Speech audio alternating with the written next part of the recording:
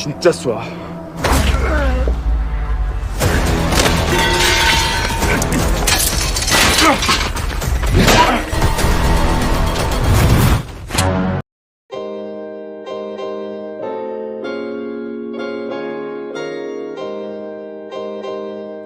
Halo penikmat film dimanapun kalian berada, semoga baik-baik saja.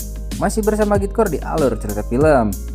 Detektif Han terus mencoba mencari bukti bahwa pembunuh Gehenna adalah Hakim Kang Bitna. Apakah Han akan berhasil mengungkap sosok asli Kang Bitna? Seperti apa alur cerita filmnya? Langsung saja gunakan handsfree agar setiap alur dapat dinikmati. Let's start the movie.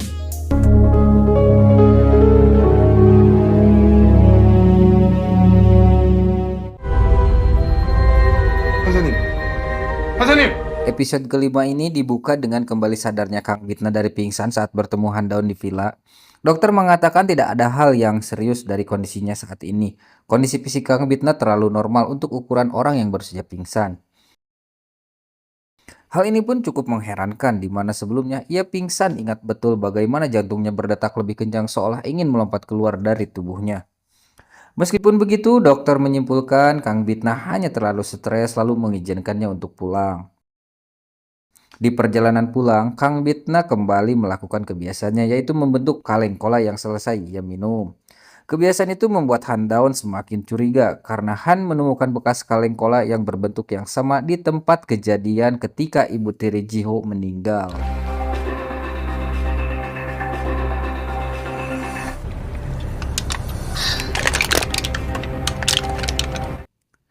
Malam harinya Han kembali membuntuti Kang Bitna tapi dengan kekuatan iblisnya Kang Bitna berhasil lolos dan bertemu dengan Gremory di toko tempat dia bekerja.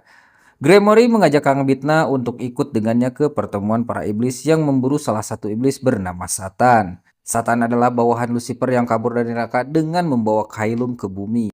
Kailum ini adalah sejenis batu yang memiliki jiwa yang terlihat berdetak seperti jantung di mana Kailum ini sangat menjadi incaran para iblis untuk hidup abadi di bumi dengan kekuatan iblisnya.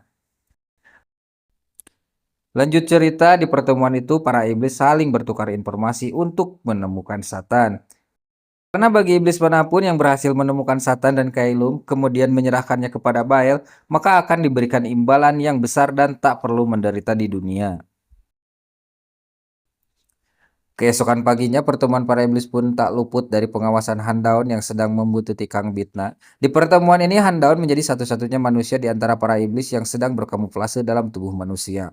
Di pertemuan ini pula Han menemukan fakta bahwa ada iblis lain yang menjadi buruan yaitu Satan beserta Kailum yang hilang di bumi. 너 누구야?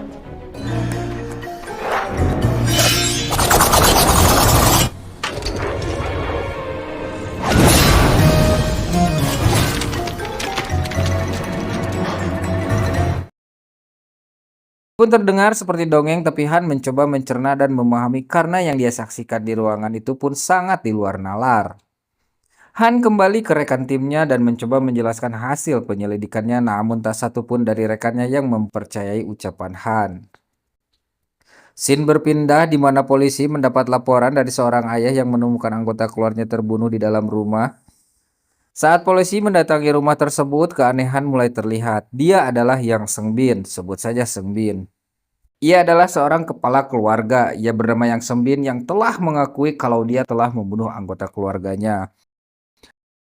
Namun di sisi lain, ia sendiri yang melaporkan peristiwa yang terjadi di rumahnya kepada polisi dengan ekspresi wajah yang berbeda. Interogasi berjalan cukup sulit di mana Sengbin tiba-tiba berubah menjadi orang lain dengan 3 karakter berbeda. Dari ketiga karakter itu, satu karakter yang mengakui bahwa dirinya lah yang membunuh keluarganya sendiri. Dalam kasus ini, polisi dibuat bingung seolah pelaku memiliki kepribadian ganda. Namun semua itu tidak begitu menyulitkan bagi Han karena dengan ratusan kasus yang telah ia tangani, ia sama sekali tidak tertipu sedikit pun sama kepribadian ganda yang dibuat oleh Yang Sengbin. Di sisi lain, Kang Bitna sangat ingin memimpin kasus Sengbin. Dengan koneksi yang dia miliki memudahkan Kang Bitna untuk memimpin kasus yang cukup menarik baginya. Tapi Tapi sekali lagi sidang pun tak berjalan baik karena Sengbin terus menunjukkan perilaku aneh ketika ia diberikan pertanyaan oleh Hakim Kang Bitna. Sampai pada akhirnya sidang pun ditutup dengan pemeriksaan medis yang harus dilakukan menyeluruh untuk memastikan keadaan mental Seng Bin. Sebenarnya Hakim Kang Bitna sudah mengetahui bahwa pelaku hanya berakting agar hukumannya diringankan. Namun ketika memasuki ruang sidang, semua prosedur harus dijalankan termasuk pemeriksaan mental pelaku. Dan benar saja Hakim Kang Bitna berencana akan memberikan vonis ringan pada Seng Bin. Namun di balik vonis ringan itu sebenarnya adalah kematian yang menanti dari seorang pelaku pembunuhan. Sementara menunggu hari vonis tiba, Kang Bitna mencoba untuk membunuh Seng Bin sebelum vonis. Sementara itu, seolah tahu isi kepala Kang Bitna, Han sudah mengantisipasi kejadian tersebut untuk mencegahnya. Malam itu, aksi Kang Bitna digagalkan oleh Han yang bersembunyi di bawah kasur Seng Bin. Lagi-lagi Han menggagalkan aksi Kang Bitna.